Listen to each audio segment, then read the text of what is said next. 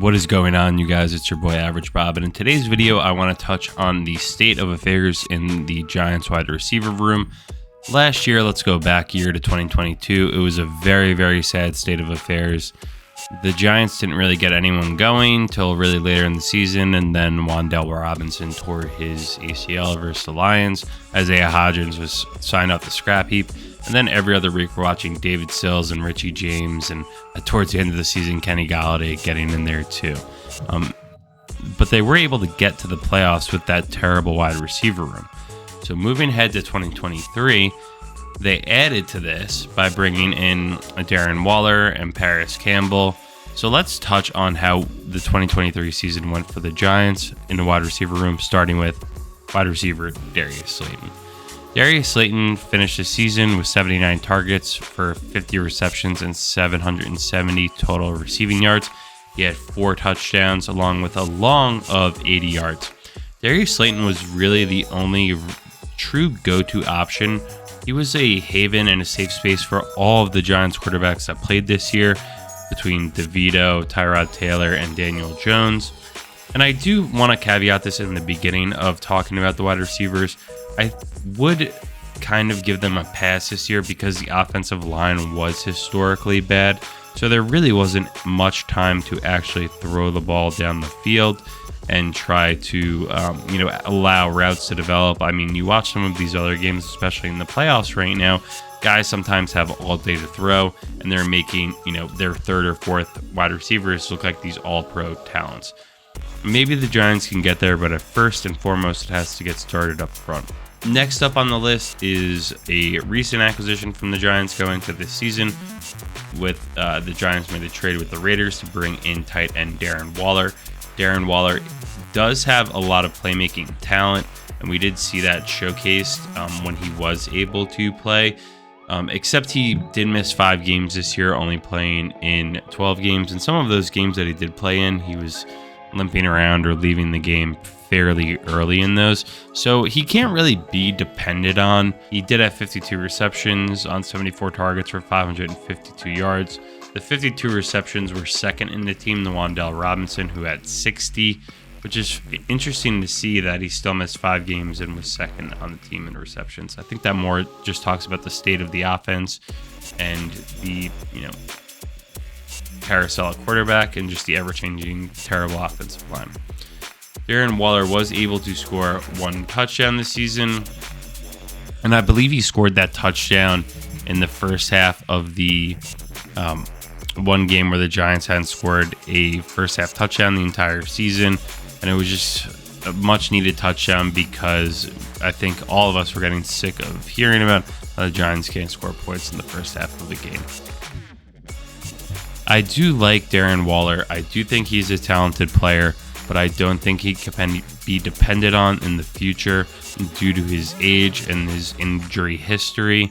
It was worth a shot from Joe Schoen to take to package up some picks to go and get another playmaking talent in an offense that is sorely lacking it outside of its running back. So I don't know. I truly do not know what the future holds for Darren Waller, how many more years he has in this league. If he goes down with an injury early next year, I think that could potentially be the last you see of him. So it's going to be interesting to see how that shakes out.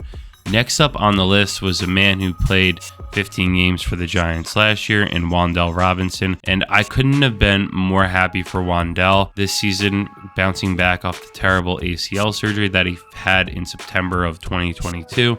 He looked great, especially once he got his legs underneath him and felt more confidence towards the back half of the season, when you saw the Giants using him many different ways and looks, whether it was screens or end arounds just to keep the defense guessing. The Giants really weren't afraid to use Wan'Dale as the playmaker that he does have the potential to be. It was a great learning experience for Wan'Dale this year.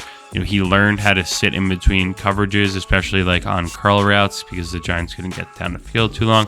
He did finish the season with 1 receiving touchdown and 1 rushing touchdown, where he did have 87 rushing yards as well. So the Giants are really being creative in figuring out ways to use him. I think the future is bright for Wan'Dale Robinson.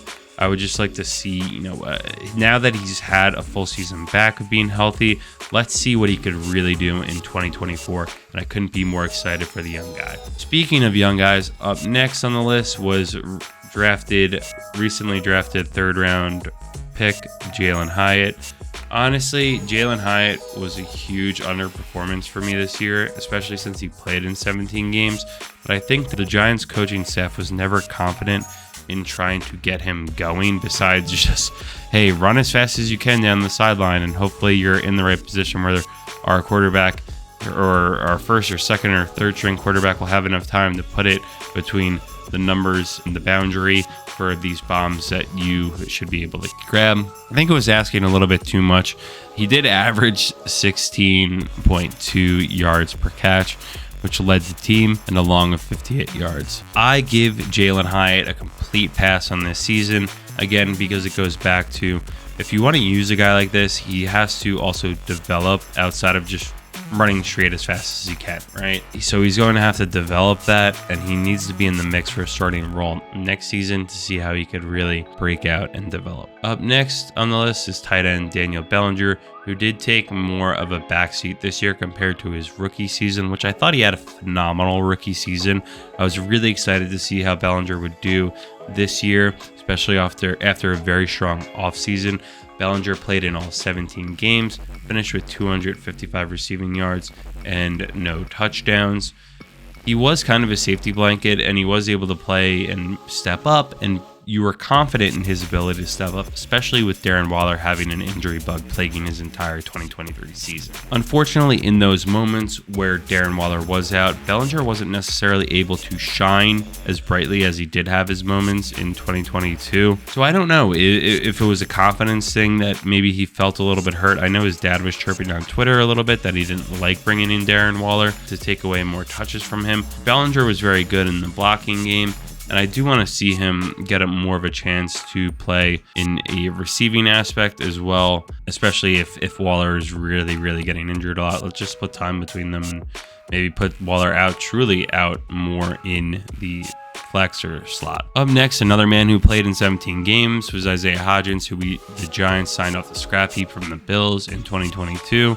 He had a pretty successful campaign last year, and he was 3rd on the team this year in touchdowns, with 3 receiving touchdowns, second most from a wide receiver perspective. I can't believe we're actually talking about like 3 touchdowns, being like, oh yeah, he was 2nd on the team with receiving touchdowns, but you're 3rd on the team after Saquon had 4, running back had 4. So that's kind of where we're at from a receiving standpoint. Isiah Hodgins, I wouldn't really put him in more than a wide receiver 4 at this point. It would be a good thing if we didn't see him play next year, to be completely honest with you, because that would mean we're progressing in other roles, where other positions, or we brought in someone else or drafted someone else, because that's what this team is truly missing. And I'll just touch on 2 more guys real quick. Parris Campbell, he played in 12 games, mostly in a special teams role. I thought they were going to give him a chance on offense, but towards the end of the season, I think he was even a healthy scratch a couple games, so I don't know why they signed him or what their expectations were in signing him if they didn't really want to use him. I don't know what the future is for this guy, if they would even bring him back. And then last but not least is our boy Sterling Shepard. Young Shep did have 1 receiving touchdown and finished the season with 57 yards, played in 15 games somehow, which seems kind of crazy because I feel like I didn't see him play 15 games worth. Obviously he wasn't starting or anything, but we will miss young Shep. Thank you for your service. I've spoke about this extensively in the past, so we don't need to speak about him further. But I think my main overall point with the lackluster performance of the Giants wide receiver room in 2023 was a combination of a bad offensive line, a quarterback carousel between first, second, and third string. So there was really no consistency throughout, which definitely hurt this room. Also, injuries played a part as well.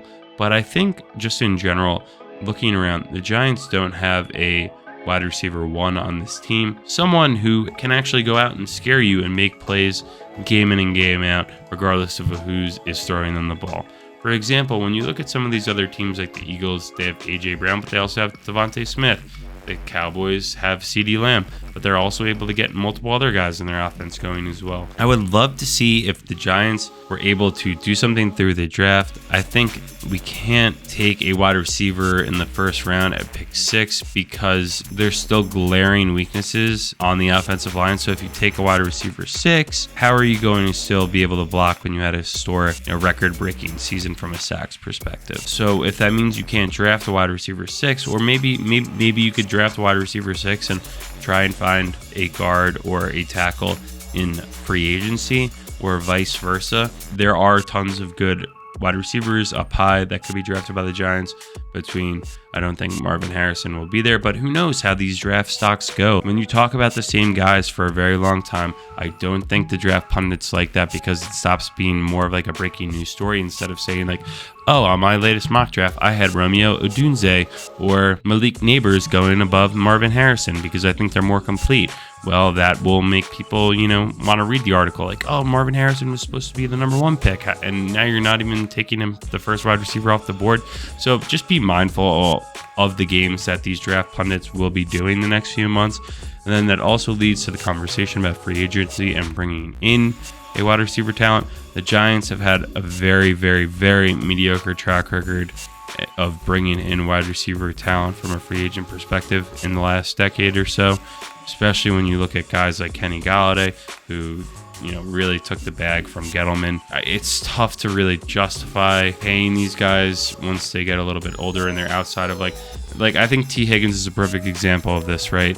You have T. Higgins, who's catching passes across from Jamar Chase and Tyler Boyd, and the Bengals have a great offense. They also have Joe Burrow, who's an elite NFL top-tier quarterback talent. T. Higgins on the Giants, is he going to be able to make those plays for the Giants when he doesn't have those other guys around him taking away coverages where teams can, game plan for him a little bit more? I don't know. That's yet to be seen, something to think about. But I know a lot of people like or probably want T. Higgins. I would look to see, how much he would command from a free agency perspective, from a contract perspective, and how you plan to use him. Because without that, it would just be signing another guy who's just going to get lost and have no game plan for using him. And he was hurt all this year. Trust me, guys. I drafted T. Higgins in the second round of my fantasy draft this year, and he completely screwed me. And I still got to the championship. No one is really more pissed off at T. Higgins than I am. But that's not to say he might not be a good fit for the Giants in the future. It's just going to have to be, how do they want to build the 2024 offense? And at wide receiver, they have a lot of work to do. Anyway, thank you guys for listening to this and watching. I hope you guys have a great rest of your day and rest of your week, and we'll chat soon.